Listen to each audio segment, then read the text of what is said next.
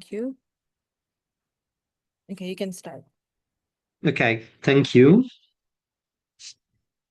So, let's go on. So, last time we have seen how mainly light moves in an FLRW spacetime. We have seen, so in some sense, we've seen the kinematics of FLRW spacetime. We've seen that um, light waves undergo a cosmological redshift due to the expansion of the universe. But we wrote the FLRW, sorry, we wrote the FLRW metric, recall, as ds squared equal dt squared minus a squared of t times dr squared over 1 minus kr squared plus r squared d omega squared. So this equation has, so it's an ansatz, let's say, more than a solution in Einstein's equations, because we still have an unknown here, which is this scale factor, okay? And it's interesting to see how constraining the cosmological principle is. You only get one unknown, which is the time evolution of your universe, okay? But to get it, you need to, um, well, you need to get your hands dirty and compute Einstein's equations and see whether you get or not something out of it.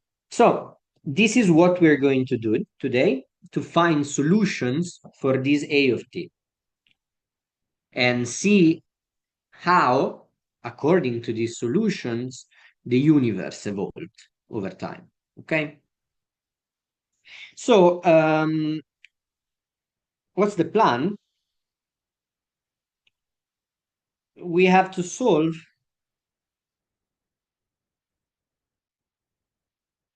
Einstein's equations,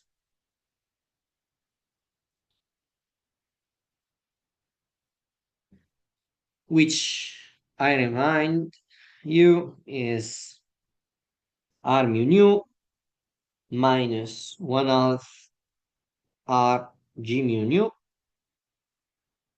equal 8 pi g t mu nu. So the left-hand side of this is what one calls usually G mu nu, right? It's Einstein tensor.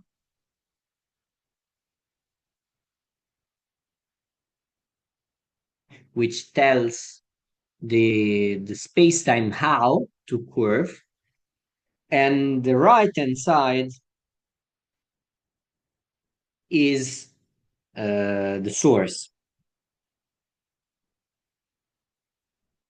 which contains all the matter content of the universe. Okay, so let me just be clear. I will not use the term matter content to indicate, say, the energy momentum tensor here for a simple reason, which is matter in cosmology has a precise meaning. So matter is something which has a certain behavior, and we will see it in a moment. So we will call it source in general. So before solving it, we need to, first of all, compute Einstein tensor in terms of the scale factor and other variables of FLRW, and then find an appropriate source, because also the source must obey the cosmological principle, because otherwise the resulting metric would not. Okay, so this is not trivial. So first of all, what we're going to do is focus on the right-hand side. Sorry, left-hand side. Left-hand side. Einstein's tensor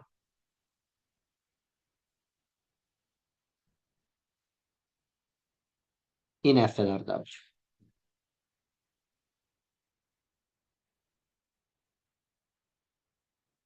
Okay, just to be more shorthand, okay, let me rewrite the metric in this form here so that I can benefit from tensorial notation.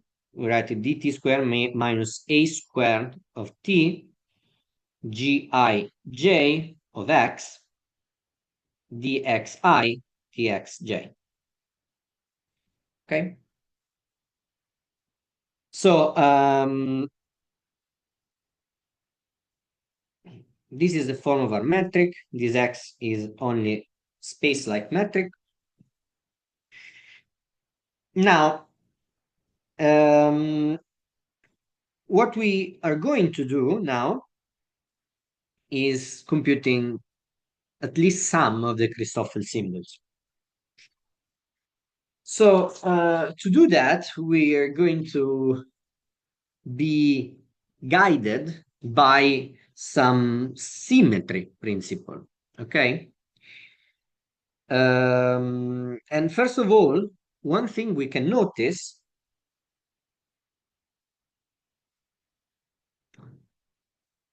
is that any Christoffel symbol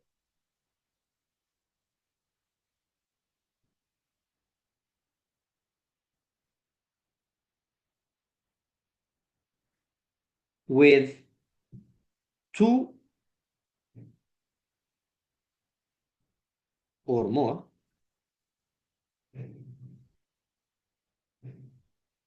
zero indices vanishes in FLRW.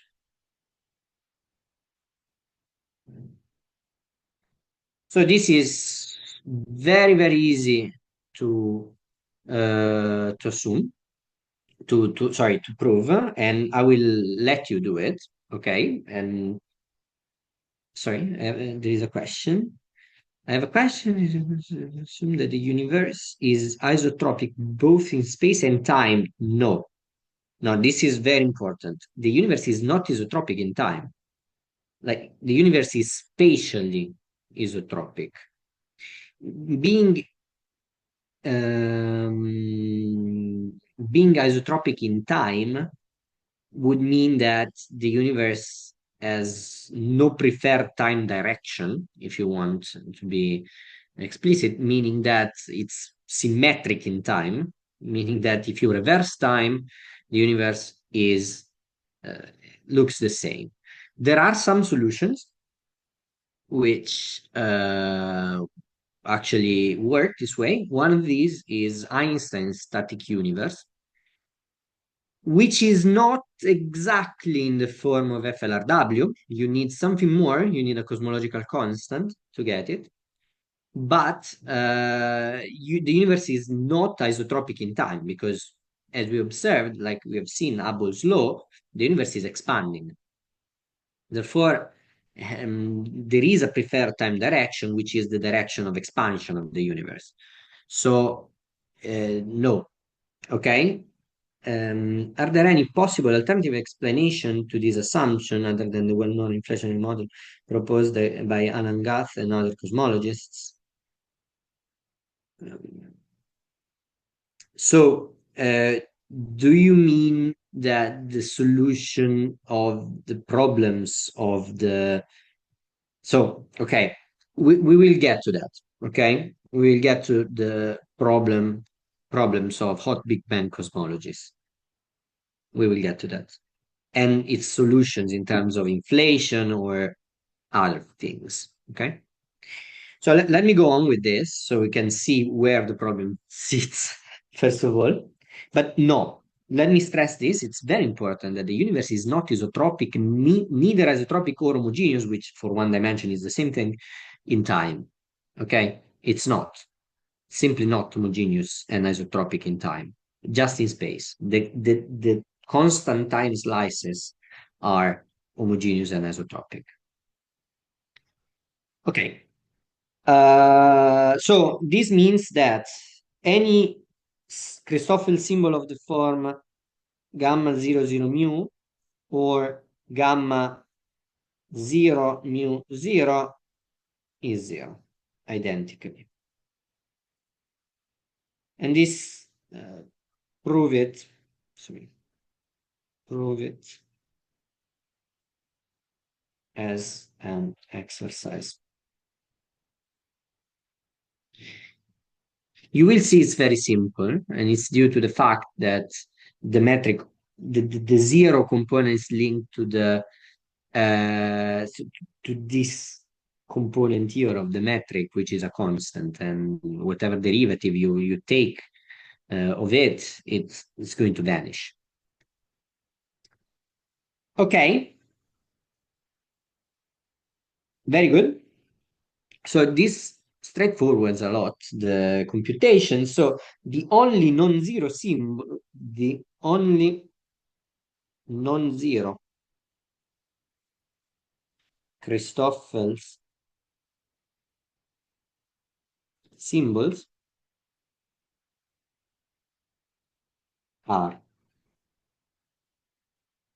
So we have one zero component and only spatial indices down here.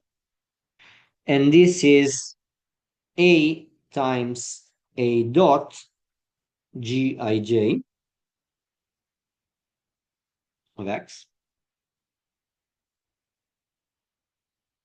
Then we have one spatial component up here, a zero component here, and another spatial component here, which is H of T times delta Ij. And finally, we have three spatial indices, Ijk, and this is just one half the usual definition of a Christoffel symbol, because it depends on the spatial metric you find, you choose, you have, say. The J, GKL plus DK, GJL minus DL, GJK.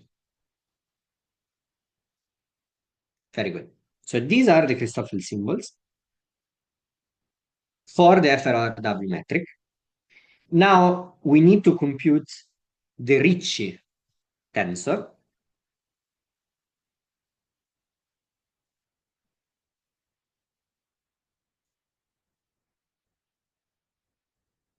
which is a contraction of the Riemann tensor. I'm not going to write down the full Riemann tensor. I'm just going to write down the contracted version, which is very simple. It's R mu nu is equal to d lambda gamma lambda mu nu minus d nu gamma mu lambda lambda plus the contraction of the gammas, right? So it's lambda lambda rho gamma rho mu nu, and then minus the reshuffling of the indices, rho mu lambda gamma lambda rho nu. Very good. So we have all the Christoffel symbols. We've just computed it. So what we can do is just plug them in, okay, and find what we need. I will use another symmetry argument here that will prove useful later on, we will see, to straightforward this process, okay? And this symmetry argument is that, let's write symmetry argument.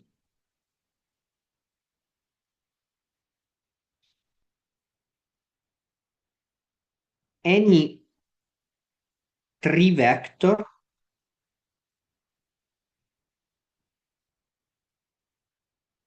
in FLRW,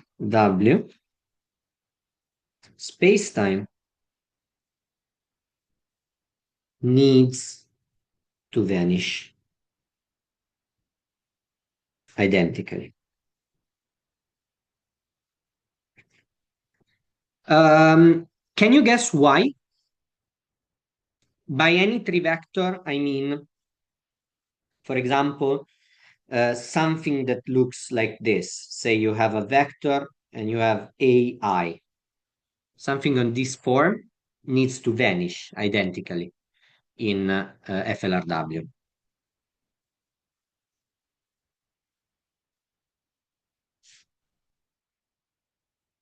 One bold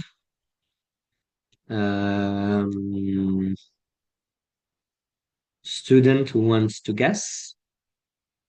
If not, I will tell you in a moment.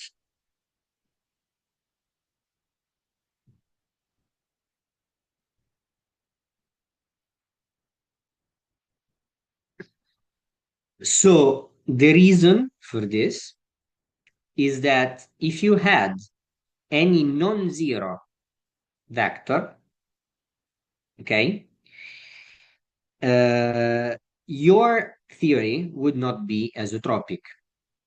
So you would break isotropicity of FLRW.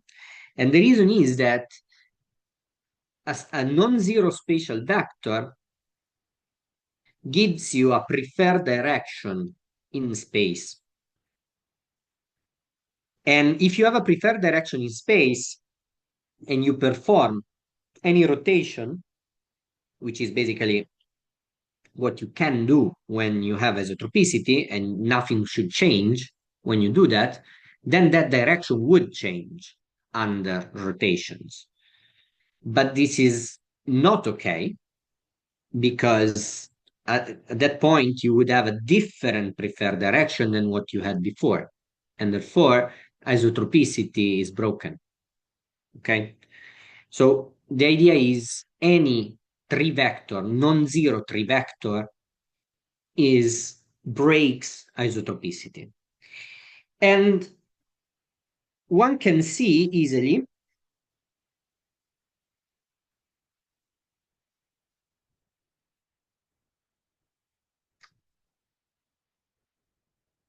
R0I acts as a three vector.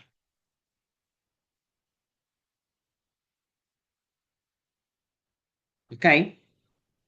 Therefore, R0I is equal to 0. And this, using the formulas you have here above, you can prove it by exercise, by direct computation. Okay, you compute it using these formulas here and using the various gammas we worked out before. You can prove that the 0i component of the Ricci tensor is 0. The non-zero components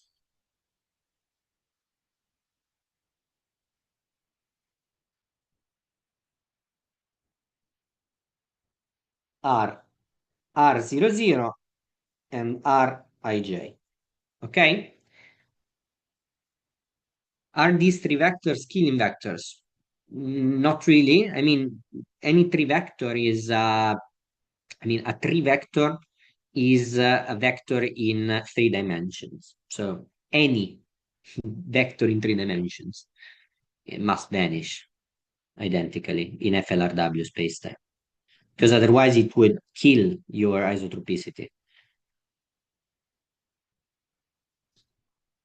So another symmetry argument is very simple. We can't say that locally, right? It must be that the three vector on average vanishes. Yes, I agree. On large distances. right? It means that you of course, locally it cannot vanish, but at the level of cosmological distances and cosmological. Okay.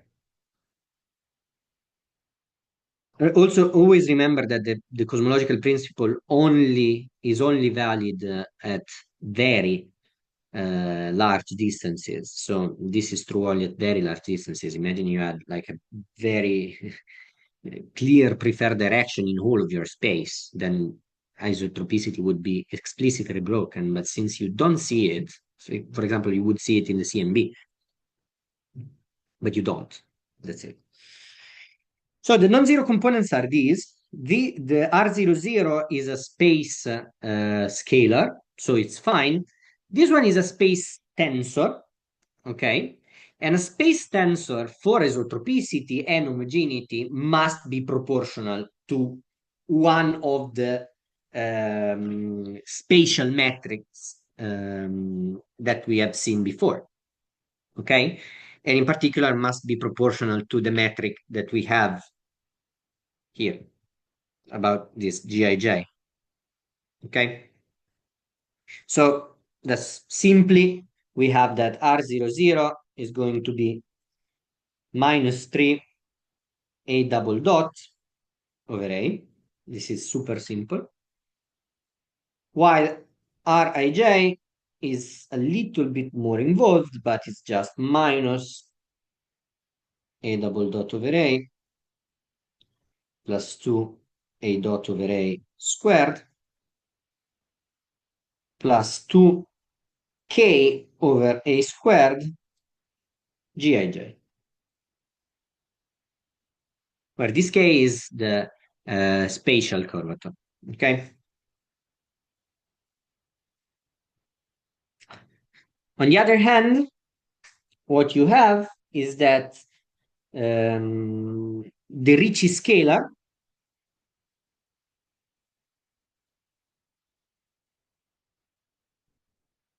is just the contraction of the Ricci tensor. And for us, it's just going to be minus 6 A double dot over A plus A dot over A squared plus K over A squared. Okay? Now we can put everything together and just write down the Einstein tensor if you want. And we are going to do that in,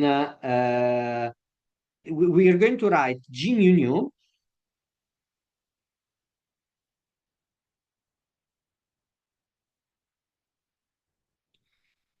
as a 1, 1 tensor raising one of the indices.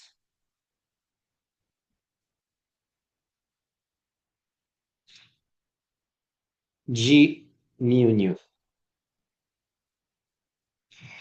which is just G mu lambda, G lambda nu.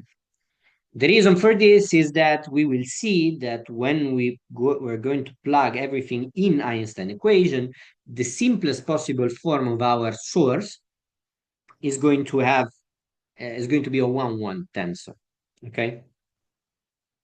So basically, this gives us G00, which is 3 A dot over A squared plus K over A squared. And this is Gij is going to give 2 A dot, sorry, A double dot over A plus A dot over A squared plus K over A squared. Everything multiplied by delta, sorry, Ij.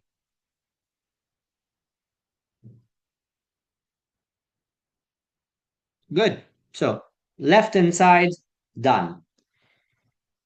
Okay, now we want to understand the right hand side. And the right hand side is the energy momentum tensor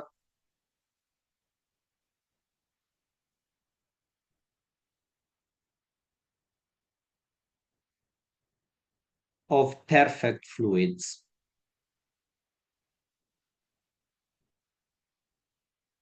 So what we're going to do now is proving that the using the same symmetry arguments we used before is proving that T mu nu, which appears on the right hand side of the Einstein's equation, must be the energy momentum tensor of a perfect fluid. Okay? I will tell you in a moment what perfect fluid is, but it's just let's say it's the definition stays in its energy momentum tensor, let's say. So you will find that it's a very simple form of the energy momentum tensor. So first of all, the energy momentum tensor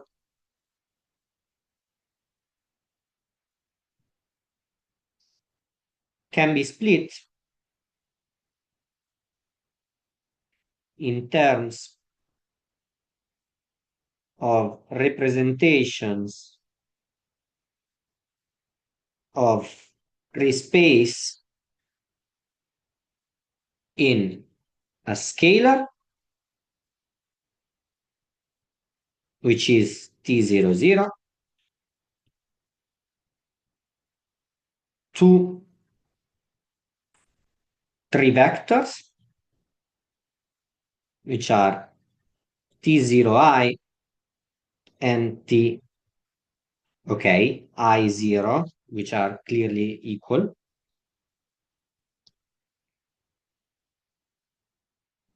and one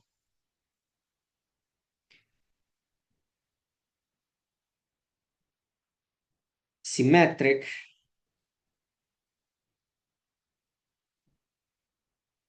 tensor, Tij. Okay, as we have said above, T0I must vanish because of isotropicity. Moreover,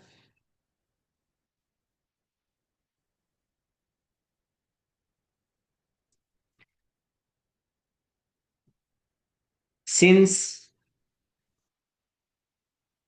at any point in space we want isotropy,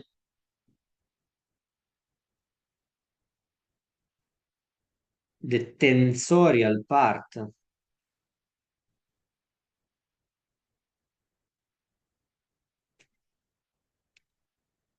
Tij must be proportional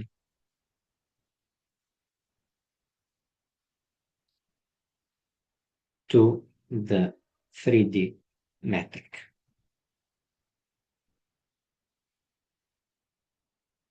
Meaning that we can write T00, sorry, T mu nu, let's say, as its components, which are T00, which are rho, we call it rho, which is an energy density, okay? And this is in principle a function of time and space. And Tij is going to be, we write it P of T, sorry, P of tx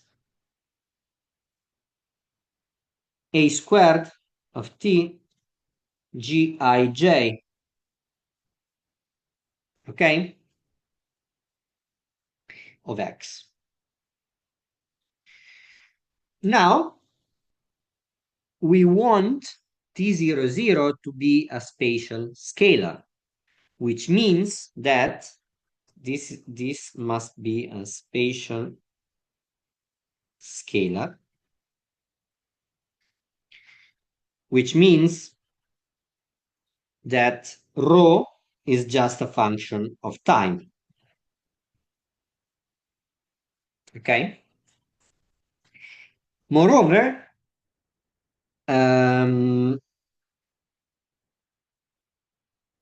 this Tij here must be must have properties of homogeneity and isotropicity, which means that since Gij is carrying all these properties, also P Tx must be homogeneous and isotropic. The problem is, if you want a function to be homogeneous, it must not depend on time.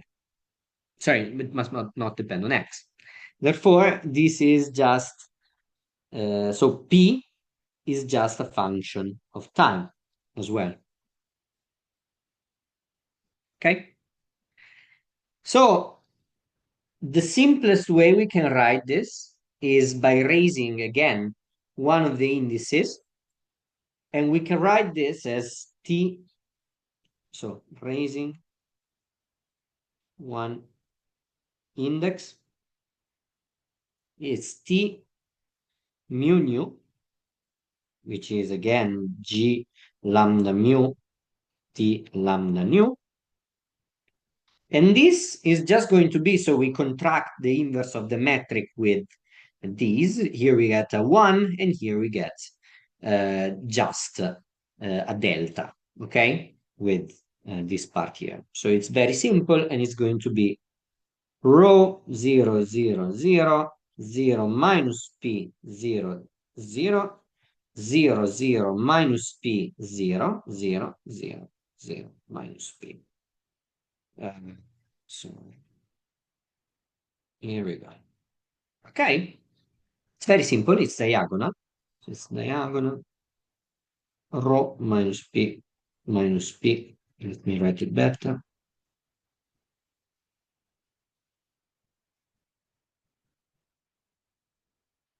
Okay. Good. Now, a fluid which has this kind of behavior with its energy density and its pressure. So you have a stress energy tensor which is diagonal. Okay, so you have no shear stress,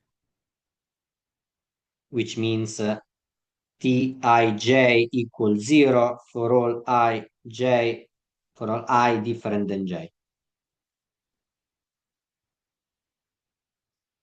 And no flux, which means T0I is equal 0.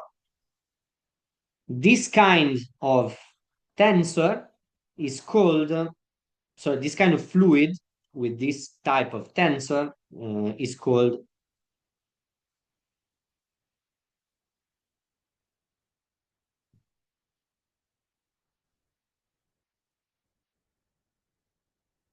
a perfect fluid.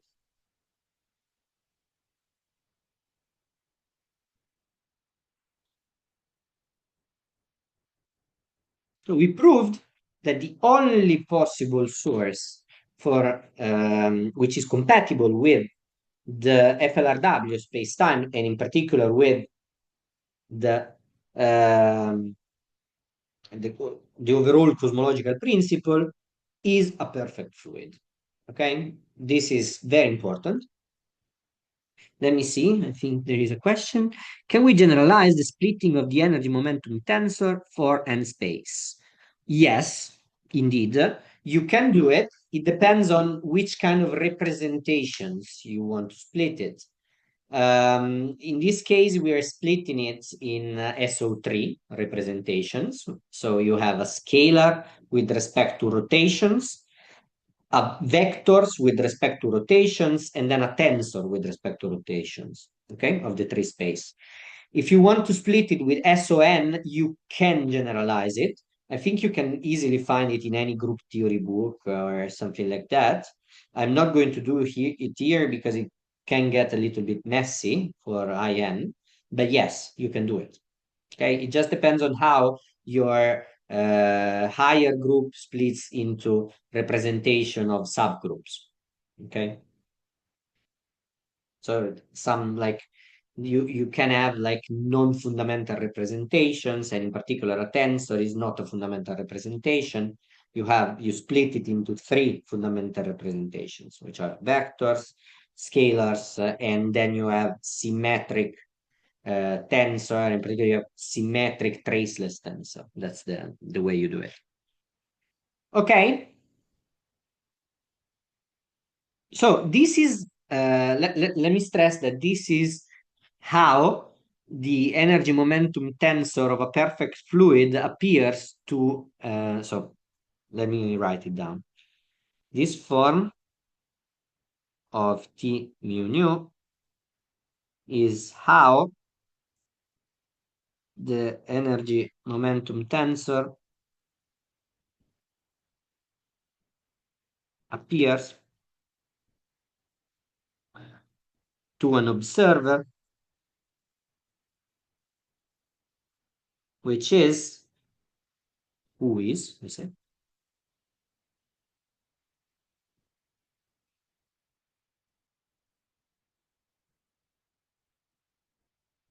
let's say it's is at rest with respect to the fluid. What does it mean? It means that if the fluid has some dynamics, this observer follows the same dynamics as the fluid.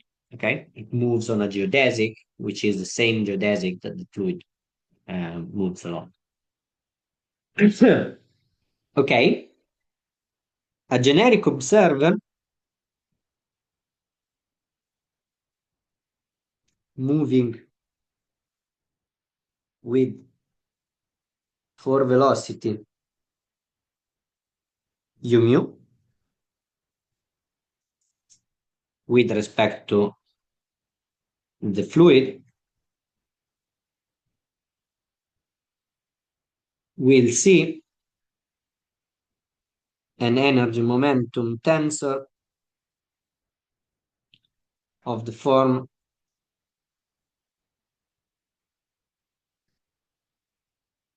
T mu nu equal, you have P plus rho u mu u nu minus P times delta mu nu.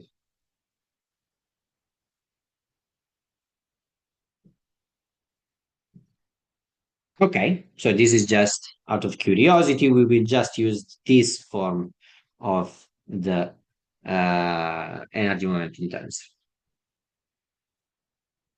Now, let me stop for a moment and ask you if there are any questions.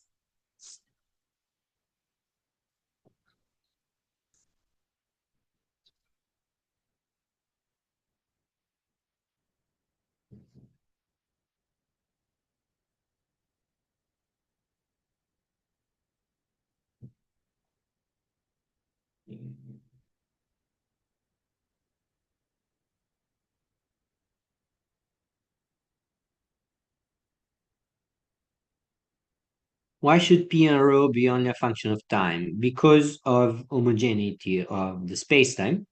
Because if it was not a function, only a function of time, this would mean that if you change your point of view, say, you would perceive a different rho in a different point in space. So as a matter of fact, what you want is that the universe is homogeneous. So the energy density of the universe is the same everywhere. And the pressure instead is for an argument of isotropicity. If the pressure would depend, if the pressure depended on space, you would again get a preferred direction. Is this like a background energy? No, you want to. I mean, this energy at large scales is what fills the universe. So the universe is filled with a fluid, okay, everywhere. And this fluid behaves like this.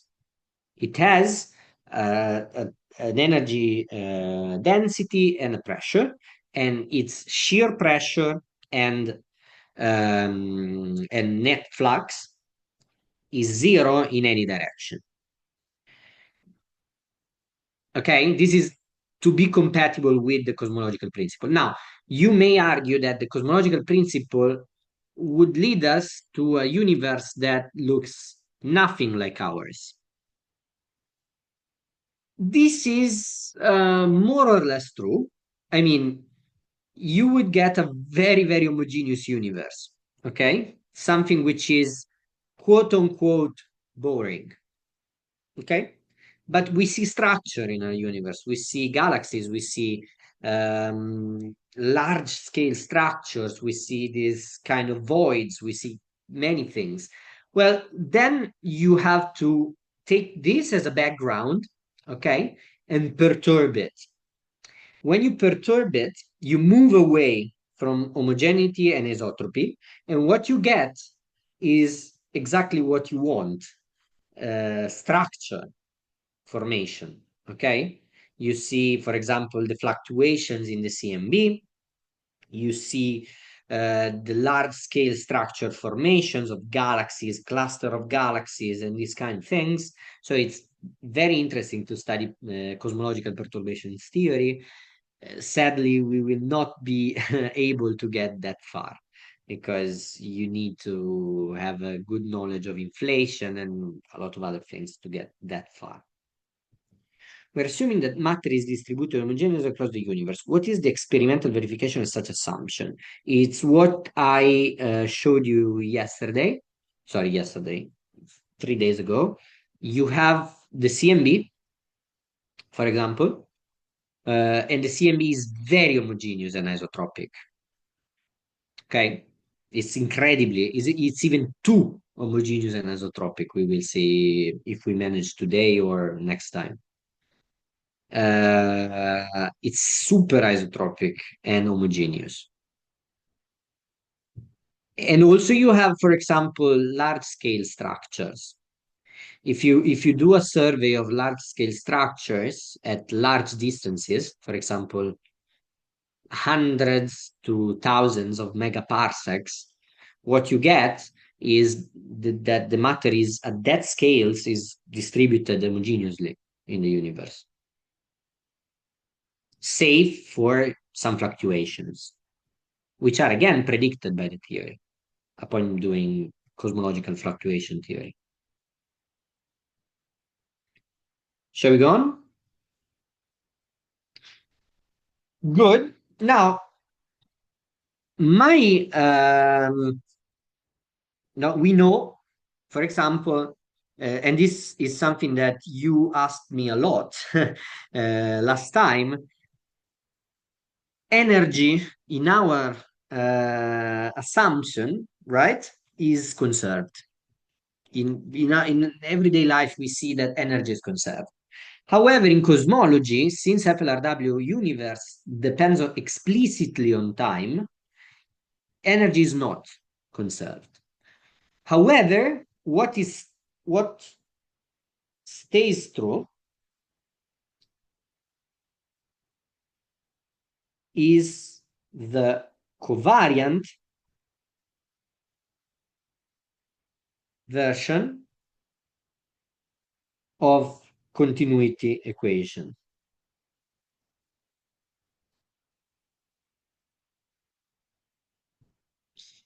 So you know that in special relativity,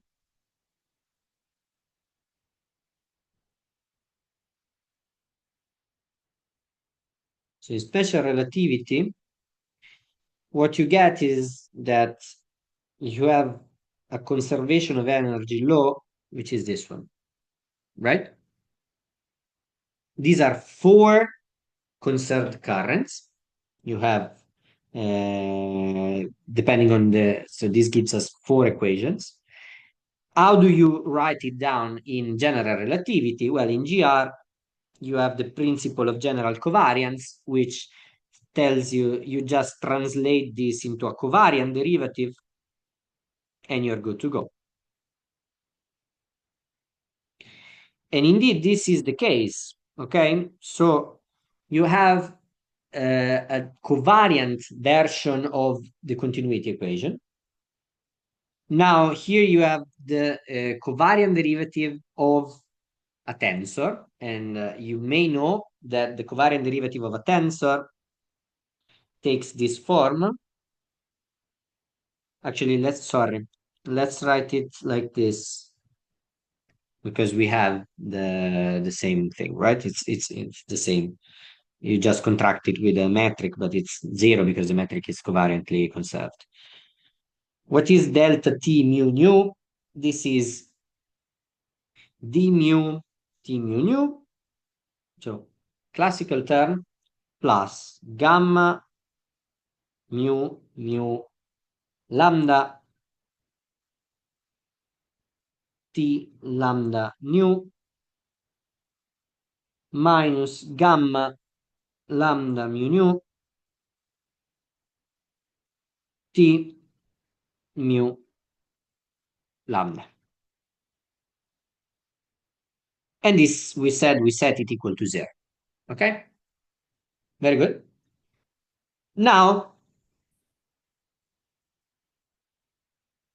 we are interested in one specific.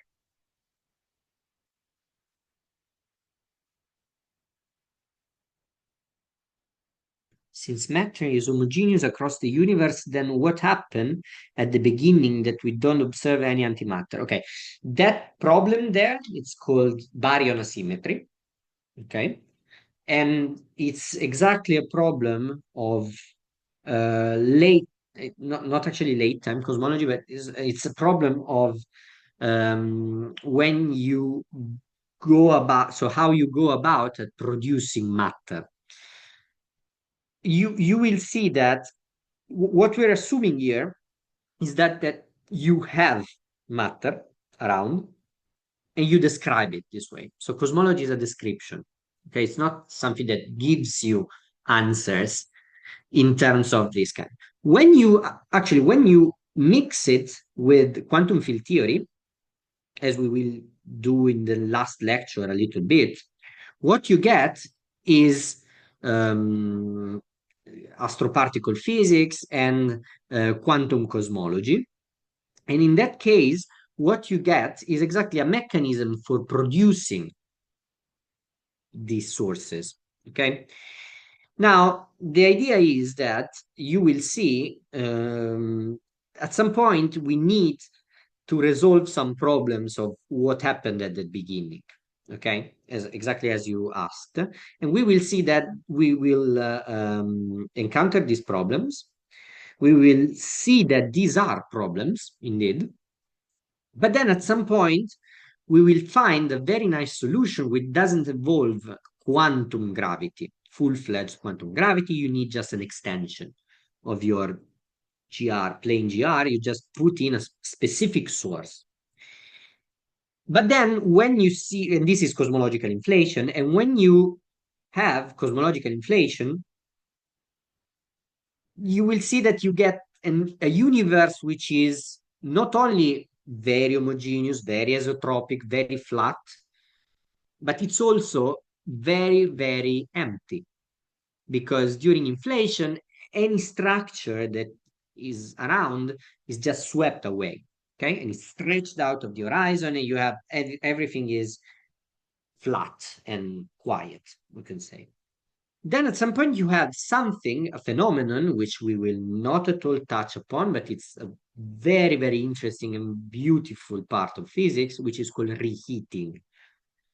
That patch of the universe, which is now super quiet, super cold, super flat, gets reheated. Like when you put like a plate of something you cooked yesterday in a microwave, you reheat it because it went cold. And then you reheat it through different mechanism, can be perturbative, non-perturbative, and this mechanism gives you structure. And this, the answer of the question, why do we see more matter than antimatter, lies there. Like what happens at reheating or right after reheating? Okay, you can have phase transition, you can have a bunch of things. Okay, usually the idea is that there is a symmetry breaking there because baryon symmetry, I mean B, UB, is a symmetry of the standard model, is an accidental symmetry of the standard model, and you have to break it somehow, explicitly. And this produces some phases in the universe. And these phases would, if there are some conditions, which are called Sakharov conditions, this would give you baryon asymmetry. But this is an open research field. So if you ask me why do we see more matter than antimatter, the the most naive and simple answer is I no clue, but it has to do with these kind of processes more than just the plain description of what's happening at a macroscopic level. Okay, you have to go into the microscopic level there to go. So the idea of cosmology that we are looking at things from afar. Okay, we're looking at things as they look. I mean, through a distance of megaparsecs. Okay, so you don't see small things. There, you really need to go and see it, look at small things, and when you do that, you will do it using this kind of perturbation theory, reheating, all these kind of things.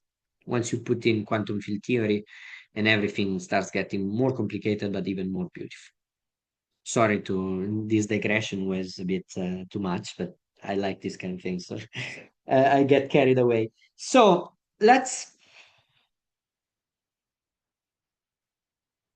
take the nu equals 0,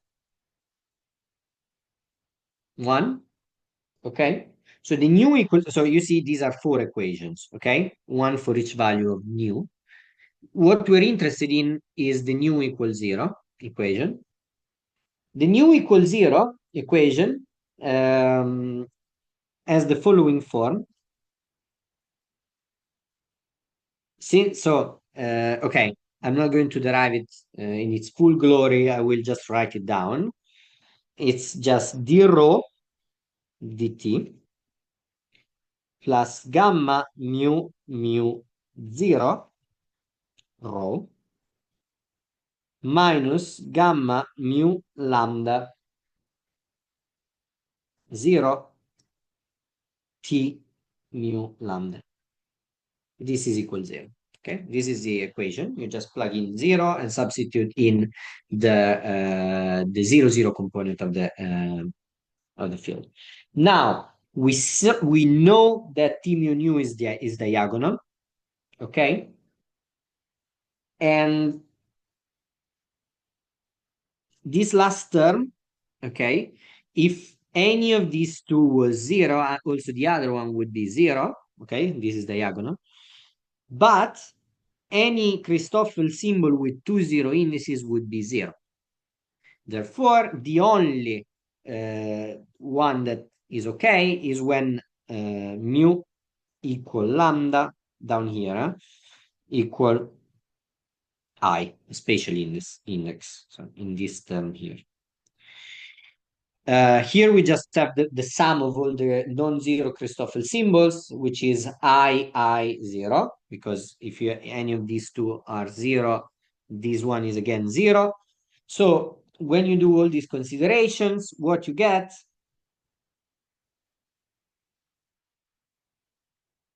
is the continuity equation we will use a lot. which is rho dot plus 3h p plus rho is equal 0.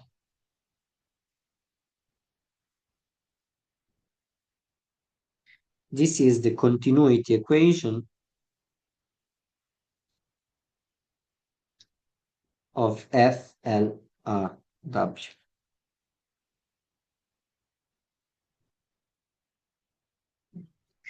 As you can see, energy is not conserved.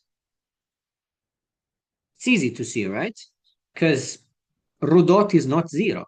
You have this term here, which is something which relates with the expansion of the universe.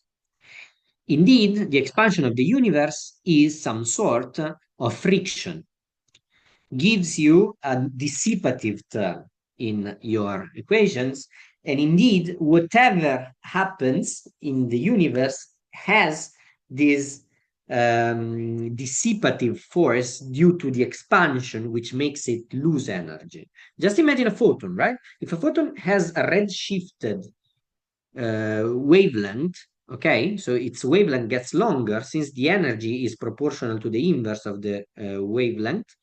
What you get is that its energy gets smaller while it travels in space. So energy is never conserved in FLRW space, right? And it's okay. It's due to the expansion of the universe. Very good. Now, this is not enough, sadly, because here we still have two functions, two unknown functions, and just one equation. So we have P and rho, okay, which are in principle independent of each other. And then we have, okay, let's suppose that we know H, okay? We don't, but let's suppose that we know H. But we have two independent equations. So we want to make it as simple as possible. And the way to do that is we just assume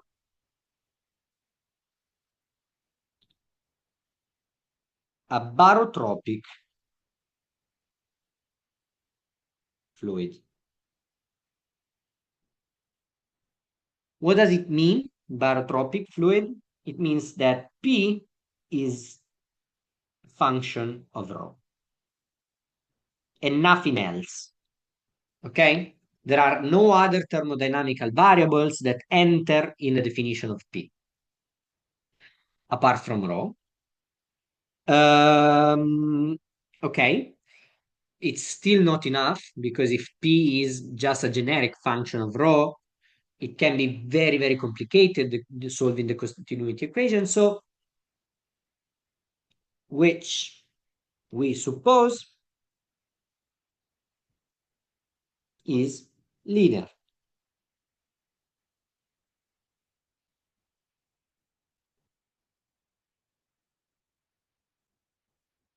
P equal omega rho. This is called equation of state. And omega is called equation of state parameter. Or sometimes when we are sloppy, we just call omega the equation of state, okay? Very good. But then if we plug this here, let's see what we get, okay? We get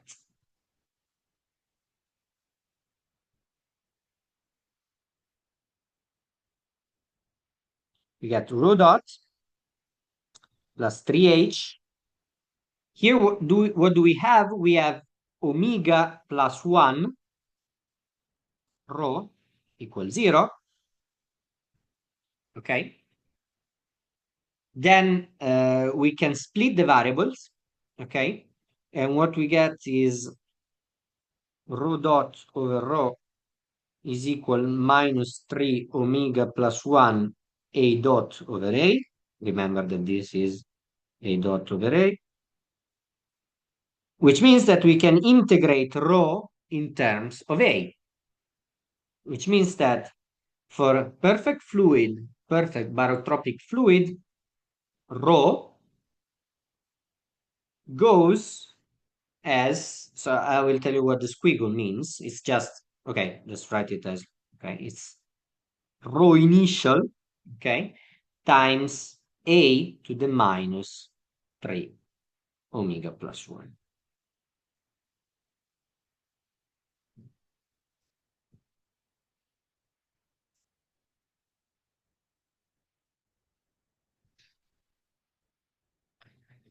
Okay, so what does it mean? It means that once we know omega, we know exactly, so once we know what kind of fluid we have, we know exactly how it behaves, okay? And how its energy density redshifts with time, changes with time, okay?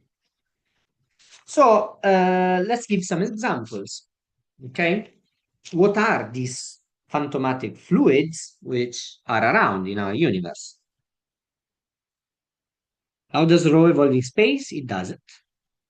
That's exactly what it's the whole point. Rho doesn't depend on X, right? It's homogeneous. Um, very good. Okay, let's see. We have matter. So in cosmology, we call matter any kind of non-relativistic species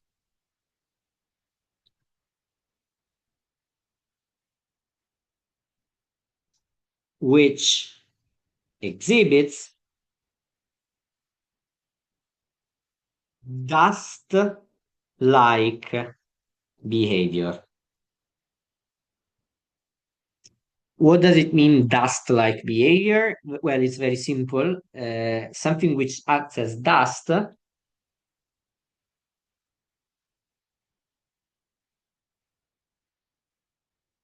there are almost no interactions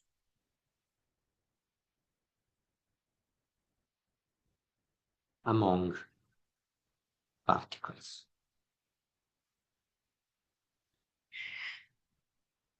Okay, I know that this seems very weird. Like our definition of matter is something very, very different, right? Something which is very interacting, possibly. Imagine like a star or ourselves. But actually, from a cosmological point of view, matter is anything which just stays there and gravitates. Okay, it's still heavy and gravitates. Any kind of particle or object that just sits there. And this means that almost no interactions among them means that the energy density of matter is much larger than its pressure,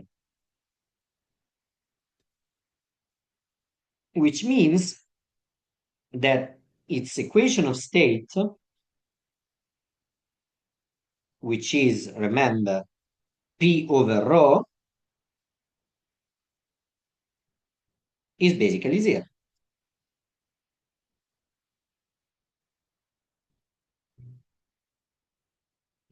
So what it means, we call matter anything which has omega equals zero.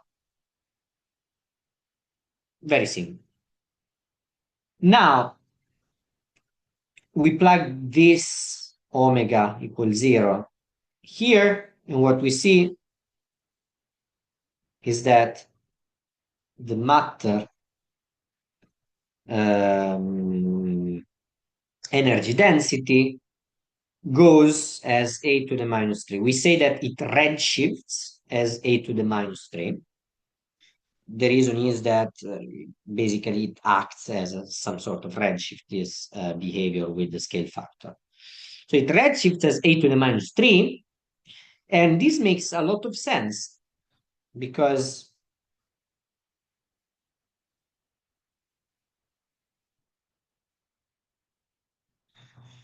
for non-relativistic particles, what is rho for non-relativistic particles? Well, it's mass over the volume, right? Very simple. But then the mass is an invariant, while the volume is a length cubed. Sorry. But then a physical length carries a factor of 8. Therefore, this goes as a to the cubed. Therefore, this goes to a to the minus 3. Okay? This makes a lot of sense. Now, you may be wondering, what do we account as matter in our universe?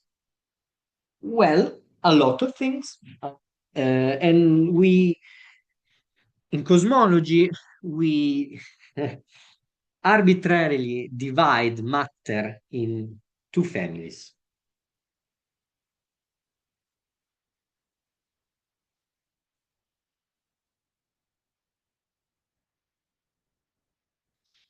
We have what we call baryons,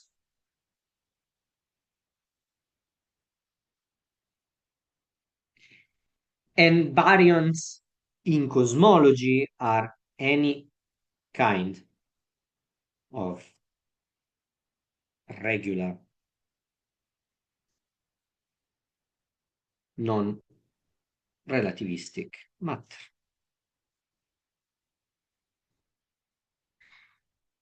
What lies in baryons?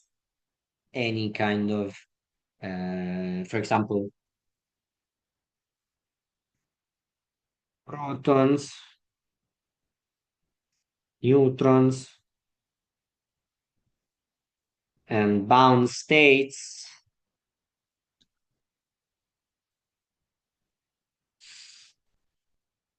and atoms, and whatever.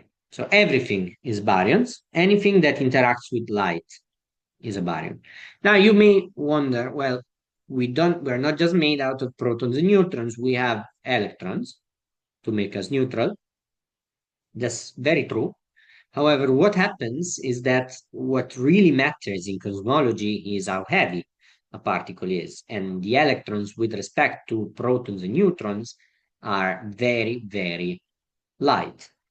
Therefore, since as of today, uh, everything is bounded in the bound states like atoms and uh, chemicals, compounds, uh, electrons make up a very, very, very small fraction of the energy density of matter. Therefore, that's why the name baryon is anything which weighs. And indeed, baryon comes from the Greek, which is baryus, which means heavy. Okay? Anything which is heavy is a baryon. But also electrons are part of baryons. It's any kind of ordinary matter. Now, this makes up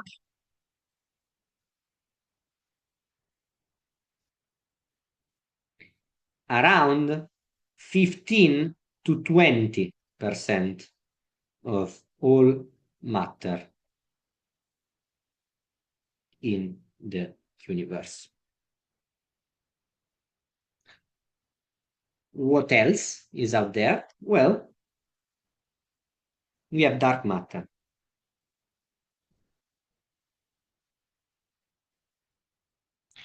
What is dark matter? Anything,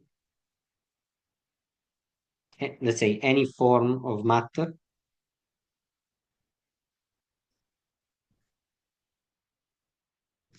which is not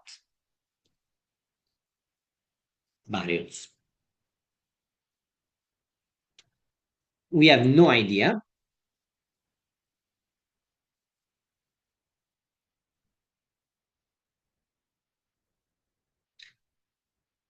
That's the most honest answer I can give you. No idea what dark matter is. From rotation curves of galaxies, gravitational lensing, and a lot of other kind of things, etc. We know it makes up 80% of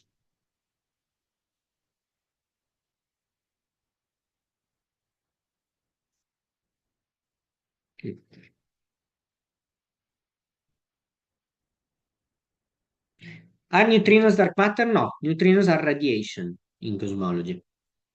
The reason is that neutrinos are relativistic. They're not non-relativistic. You can have dark neutrinos or sterile neutrinos that can make up dark matter. These are candidates for dark matter, but we don't know. If you want to ask me something about dark matter, you can ask me later. Let's go on. Let's see what radiation is instead.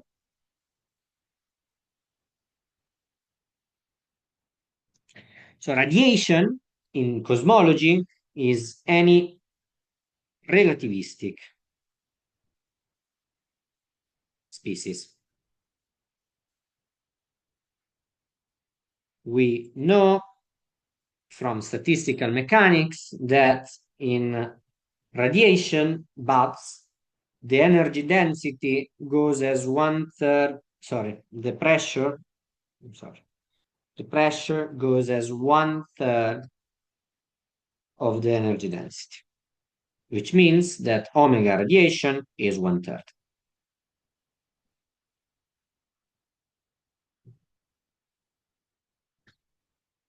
So, how does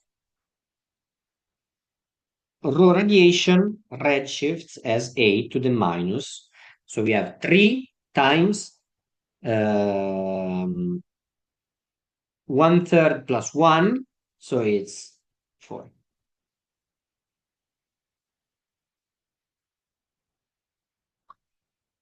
Okay. And this makes sense again because rho radiation, so for relativistic species, rho is energy over volume, right? But an energy carries a power of the scale factor as well. So this goes as a to the minus 1, and this goes as a to the minus 3. Sorry, a to the 3. Therefore, this goes as a to the minus 4. Very good. So what accounts as radiation?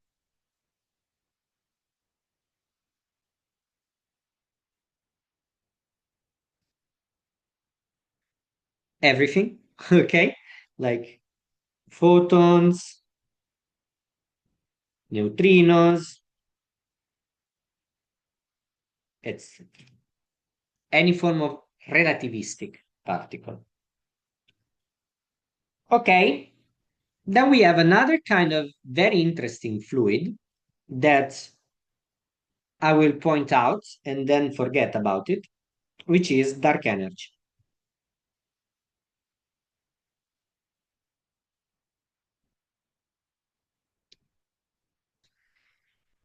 So dark energy, what is dark energy? Now we know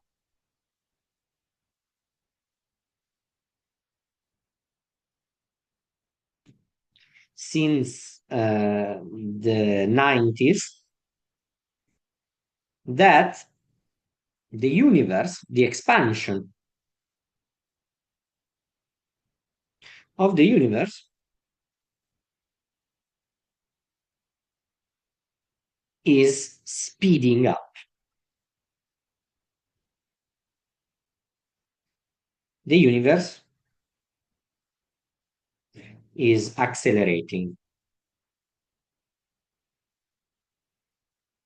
Now, this is something that was absolutely not expected at the time when when it was found with the galaxy surveys, etc. They were not expecting the universe to be speeding up, and this baffled a lot of people because they were very, very sure that the universe would eventually reach, like, slow down its expansion. But then, if it's speeding up, it means that there must be something pushing it. There must be a source with a weird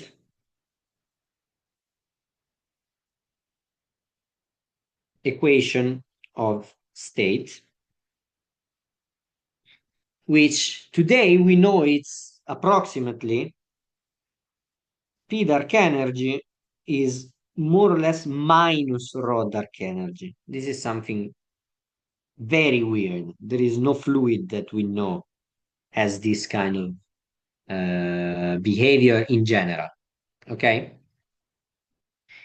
So what does it mean? It means that omega, dark energy, is -1. But for omega dark energy to be -1, it means that the energy density of dark energy will go as a to the zero, cioè it's a constant.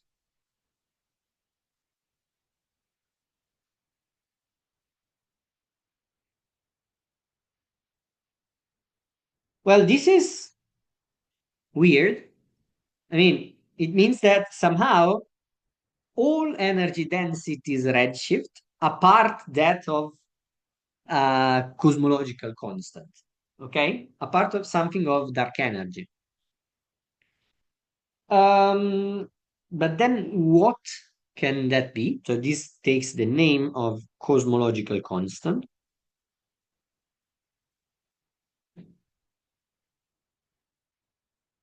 Somehow you write it as lambda.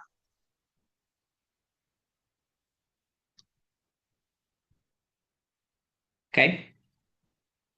But then what can lambda be? What can dark energy be? Well, one possibility is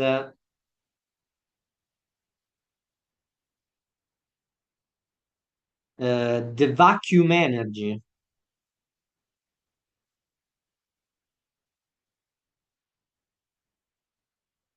of fields of fields. You know that in quantum field, I don't know if you know it, but I'll tell you, in quantum field theory, the vacuum is not empty. There are bubbles creating. It's bubbling, let's say. It's boiling, if you want, with particle and antiparticle pairs being constantly created and annihilated. This means that there is a lot of energy there, which is being used to produce and annihilate these kind of virtual particles. Well, okay. But then what's the prediction of the standard model, for example, for this kind of energy? Well, it's terrible. Let me show you. Um, so the stress energy tensor of the vacuum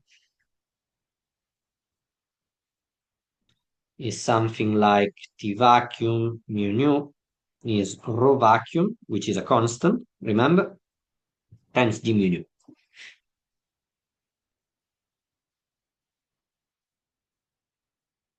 And then,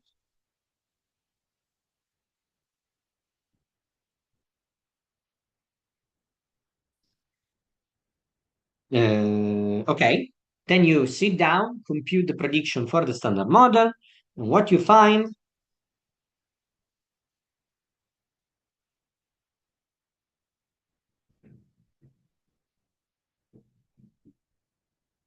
for the standard model is that the theoretical uh, prediction over the observed the observed value is a 120 orders of magnitude off.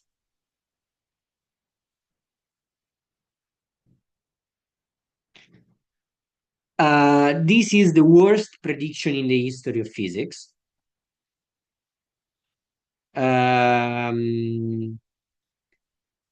So the standard model has, at the same time, the best prediction in the history of physics, which is a 14-digit prediction on the G minus 2 of the electron, and the worst prediction of the history of physics, which is 120 orders of magnitude off the uh, the vacuum energy. Now, one can say, of course, this is the case. Well, the standard model does not include gravity. This is true. The standard model does not include gravity. You don't quantize gravity. But nevertheless, extensions of the standard model make it less severe, but don't really solve the problem. For example, if you add SUSY, supersymmetry,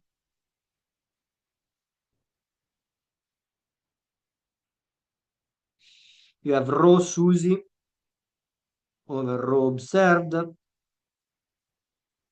is 10 to the 60. Better, but um, as of today, we don't have a good way to predict this number. And it's an open question. It's, I think, one of the hardest and most interesting questions in the history of physics. So I think it's very, very interesting. If you want to tackle it, good luck. So this is the case if this number is indeed a constant. It's not said that it's a constant. You can have that it's a dynamical quantity, so dark energy can be dynamical. And indeed, recent surveys found that, like Daisy, they found that it may be dynamical. And if it's dynamical, you have to employ some techniques that we will find when we look for inflationary solutions. Okay, you have a scalar field that makes up your dark energy, but still you need to somehow explain why its mass is so low. So its mass has to be 120 orders of magnitude, actually not 120, but 40 orders of magnitude below uh, the standard model masses. So it's okay, can be hard. So there are some scalar fields which are naturally light, like axions, for example, but that's another story. But you still have a lot of problems with quintessence models, like these kind of models. For example, you have very, very light scalar particles, they mediate long range forces, and you don't see these forces. So it's very, very complicated to model build these kind of things. So it's a very, very difficult problem. Very good. We don't care. Let's go on. Before Um, before moving to actually solving Einstein's equation, let me introduce a variable, a time variable, which will be useful later on, which is the number of e-foldings.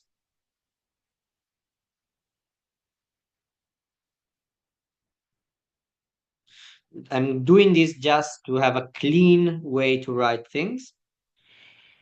And the number of e-foldings that we will call capital N is defined as the logarithm, natural logarithm of the scale factor. Okay? It's just a definition. It's a and if we rewrite the equation in this variable, what we find is that rho will go as e to the minus 3 omega plus 1 m. So this is the behavior of the energy density, okay? And you can more or less see that it's as long as A is increasing, this is more or less independent of how A evolves, okay? N is another variable. And therefore, if we want to conclude, rho goes as e to the minus 3n for matter, e to the minus 4n for radiation,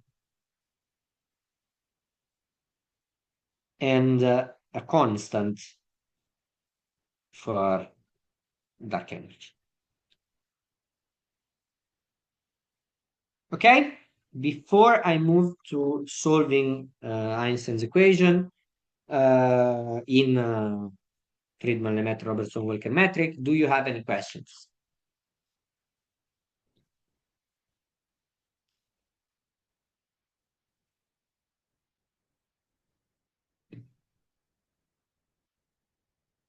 How do we emphasize the existence of dark matter? Because a paper published by the end of 2023 denies the existence of dark matter. Mm, I mean, there are various theories. If you want, there is a theory which is called MOND, which is modifying Newtonian dynamics, something like that, that it starts exactly from that principle, which you don't want any additional source like dark matter or dark energy. You just want to modify gravity. But then it's okay, it has a lot of problems. Okay. I'm just reporting the ideas of the majority of the scientific community. There are a lot of people that don't believe in dark matter, but also in inflation. There are people that work in alternatives of inflation. I mean, I'm just reporting here what's the position of the majority. Okay. I personally believe in dark matter, so I don't know. I know that belief in science um, doesn't really matter anything, but I mean, dark matter can be called the vacuum of fields, right? So when the thing like RFA concern dark matter, don't think so, but then the first assumption becomes invalid. So, dark matter, the vacuum of fields, dark energy, I would say, is the vacuum of fields. What do you mean dark matter is the vacuum of fields? Because, I mean, dark matter is a form of matter. It has its mass. It can be a fermion, a scalar, whatever. Um, okay. Any other question? Otherwise, we go on and write down the Friedman equations.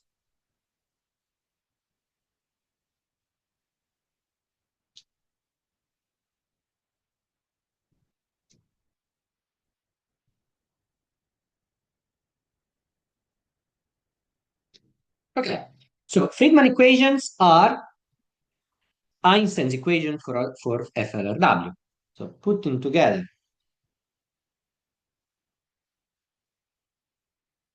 left hand side and right hand side, what we get are two equations. which are called Friedman equation.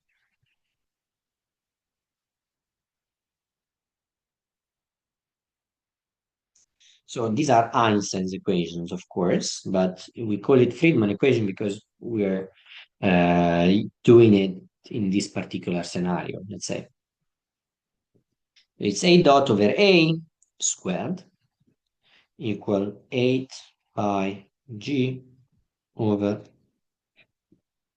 3 rho minus K over A squared,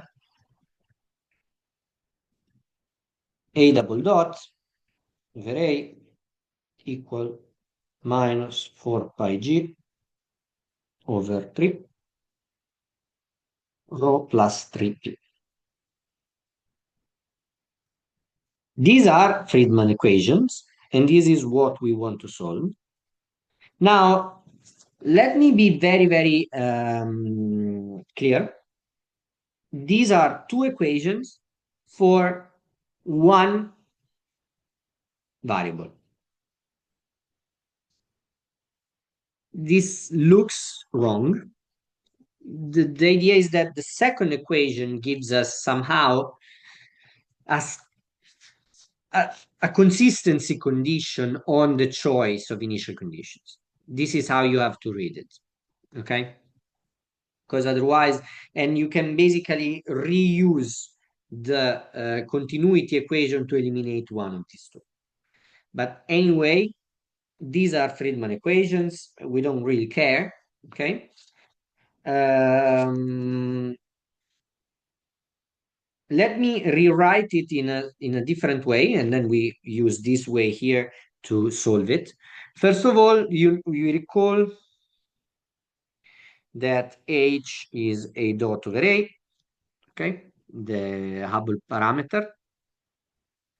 Then the first equation, which is the one which is interesting, can be written as H squared is equal to 8 pi G over, sorry, capital G, over 3 rho minus K over A squared. Now, we can relate this to the quantities we see and measure today. Okay, the abundances of things we measure today. To do that, let us define the critical density.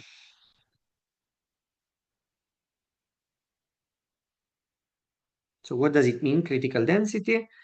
The critical density today, so apex 0 means today, is 3h0 squared over 8 pi g. As you can see, this means that, what does it mean? It means that if rho is equal to rho c,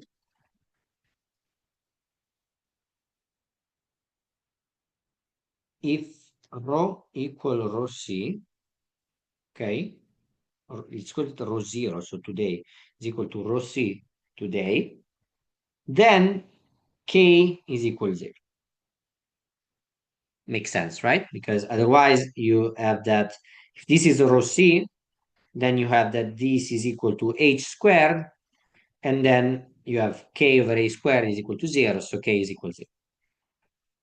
So if a universe has critical density,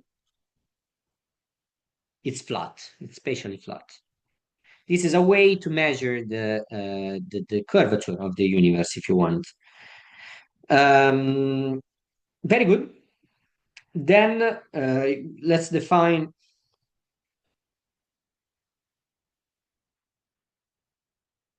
omega I, where I is spans over the various fluids. This is defined as the ith energy density today over the critical energy density. Okay, this is called this thing here is called density parameter.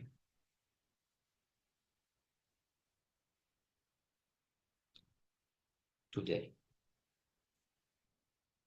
So recalling how different kind of fluids redshift, we can write Friedman equation in this beautiful way, which is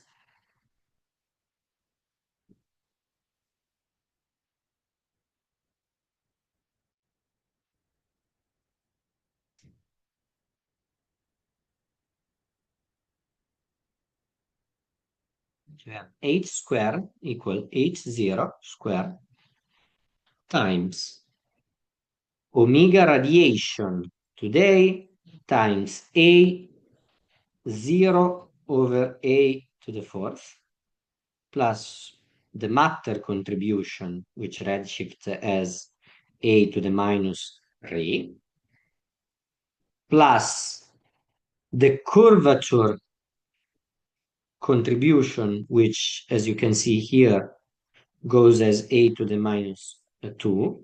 So it's a0 over a to the 2 plus omega lambda of 0, which is the cosmological constant, if you want. It's a constant contribution, where we define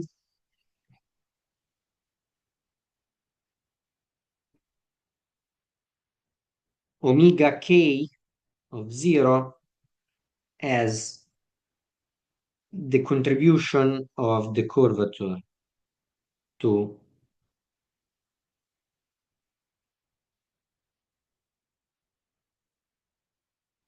the density. Very good. Now, since A0, we set it to 1, right? Then this becomes h squared over h0 is, we have the simple form, which is this a to the minus 4 plus omega m 0 a to the minus 3 plus omega k 0 a to the minus 2 plus omega m.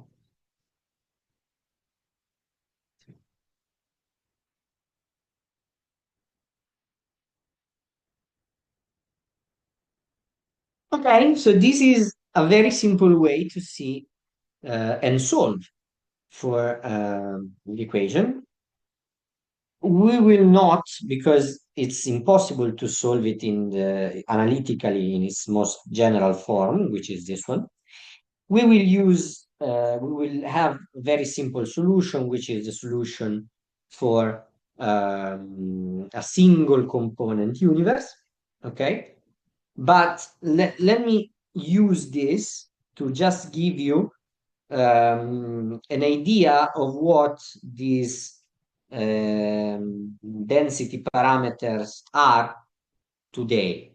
Okay, what we know from measurements.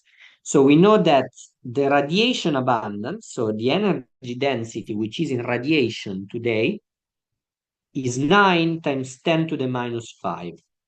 It's very, very small. It's a very small fraction of the energy density. Then the matter fraction is around 0.32. The curvature, which we put in absolute value because we don't know, is less than 0.001. Very small. And then we have that omega lambda is around 70%. So today we live in a lambda dominated universe.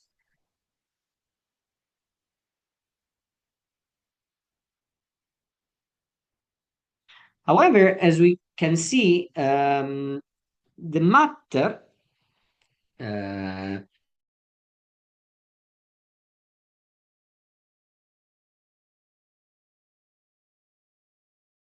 sorry, it's not that small. which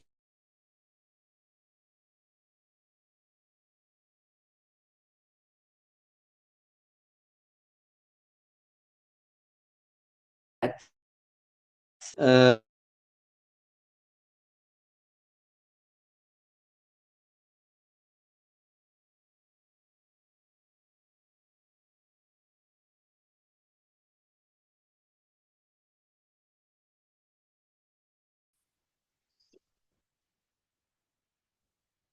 okay.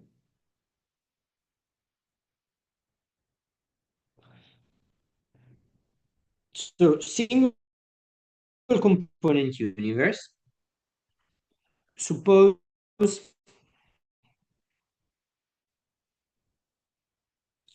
the universe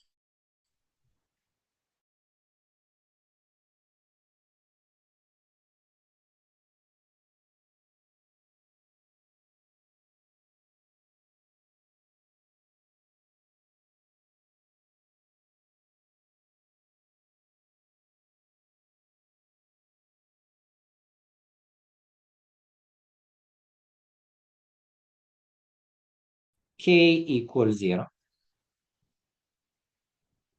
This is, well, first of all, it's well motivated because here we have a very, very small fraction in, at most, in curvature. And then there is another matter, which is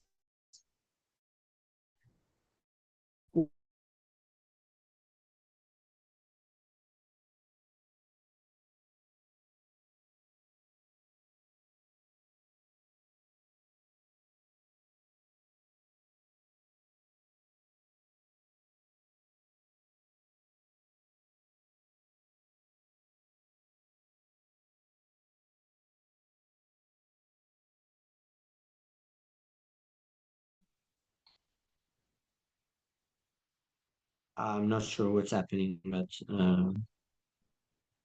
right. Um,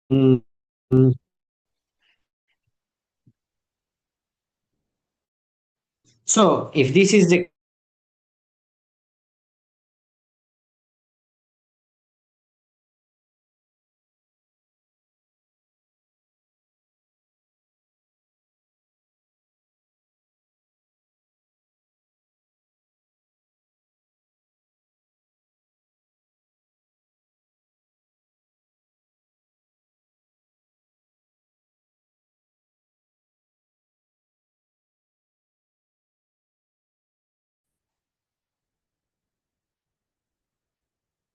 that the scale factor is equal to 3 halves 1 plus omega square root of 8 pi g rho initial over 3, everything to the 2 over 3 omega plus 1 times t to the 2 over 3 omega plus 1. So this is of the scale factor in a universe with a single component. Now, what one usually does is one sets. So if you look at what is inside here, you can do a dimensional analysis and find that this has the dimension of the inverse of a time. Okay, magically. Not magically, actually, it's okay. But this has the dimension of the inverse of a time. So we set the initial time to the minus one. So we call it ti to the minus one, 3 halves, 1 plus omega, square root of 8 pi g rho I over 3. Okay? And then also we can write then the solution is simply A of t equal t over ti to the 2 over 3 omega plus 1. Now, as you can see, this is valid only if, so this solution is valid only if, exactly, only if um, omega is not equal to minus 1. Otherwise, you plug omega equal minus 1 here, it explodes. So, and if you have omega equal to minus 1, well, if omega is equal to minus 1, then what you have is that the Friedman equation becomes a dot over A is equal to square root of 8 pi g rho lambda over 3. Okay? And this we just call it hi. This is a constant. This doesn't give you any time variation, okay? Therefore, it's very simple to integrate. It's just an exponential.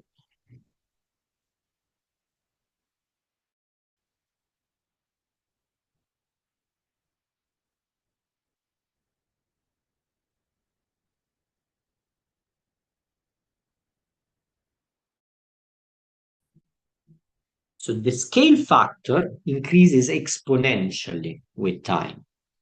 This is very, very interesting, okay? Because in this case, what you have is that the expansion of the universe is super quick. And this will be very interesting starting from the next lecture, because this kind of behavior will solve a lot of problems, okay, of phenomenological and fine-tuning problems of the other cosmologies. Now, let me conclude. So, to sum up, we have that A of t goes as t to the 2 over 3 omega or omega different than minus 1, and e to the ht for omega equal to minus 1. Okay? Now, and also, so just derive this and divide what you get. We can also just report what h of t is for these different cosmologies is 2 over 3 omega plus 1 times 1 over t for omega different than minus 1, and it's a constant for omega equal to minus 1. Okay?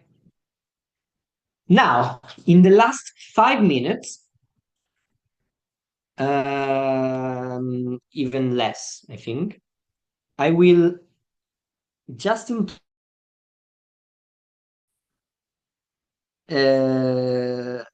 the topic of next lecture,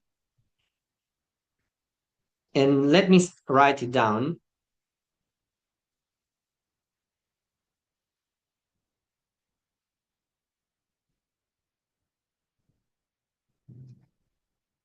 So what are hot Big Bang cosmologies? Well, take any solution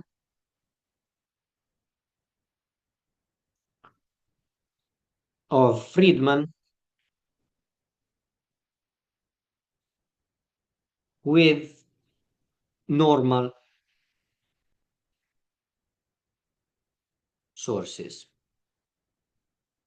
meaning omega positive, say, okay?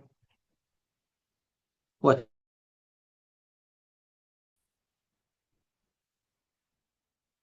is that?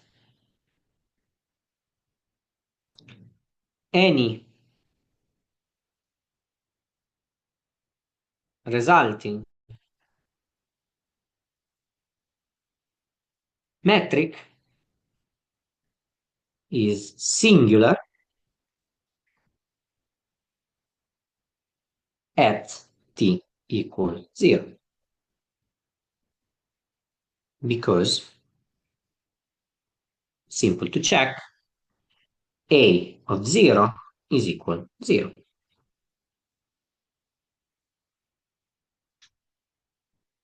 This is true for any metric, actually, for any fluid which is not dark energy.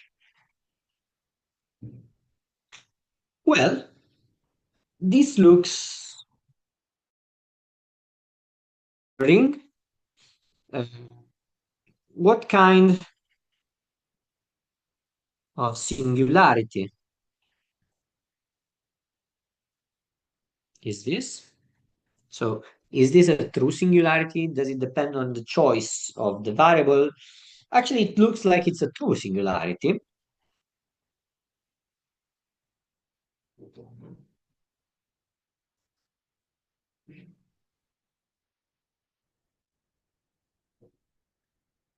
Um, in fact, what you have is that remember that rho, right, goes as a to the minus 3 times omega plus 1. Okay? Well, this means that since this goes to a goes to 0 as t goes to 0. So if we buy that the evolution of the universe um, just has standard fluids,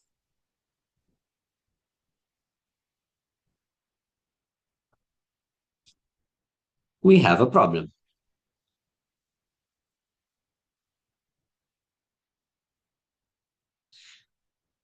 Well, you may say, who cares, right?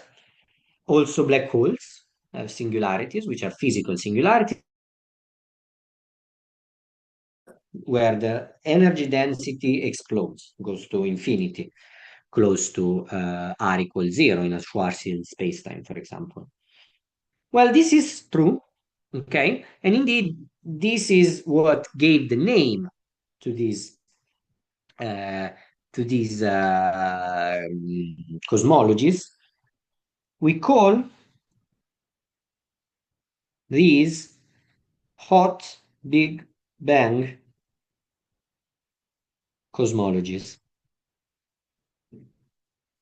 What does hot mean? Well, hot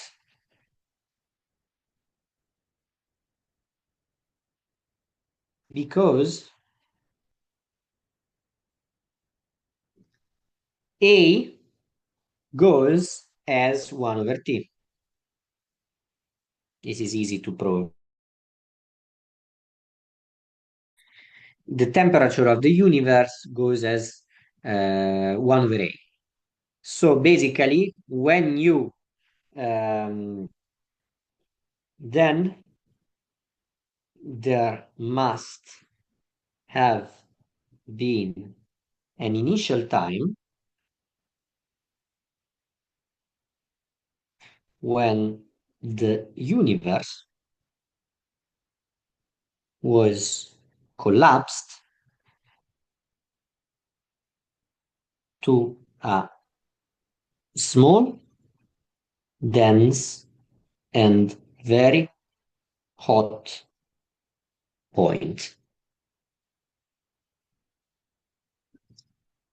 Okay, I will stop here, but let me tell you that these technologies, don't just have this kind of problem where you have a singularity and then you can say, okay, maybe quantum magic will solve it somehow. But they also have a couple of very concerning problems, which are fine-tuning problems, which are called the horizon problem and the flatness problem. And summing them up very quickly is, well, the CMB is too homogeneous and the universe is too flat for randomly chosen initial conditions. Either you have an immense fine tuning of the initial conditions, else there. And we will see what happened, what's the solution to these problems, and actually how you phrase these problems in the correct way the next time. So thank you very much. Please, if you have questions, ask away.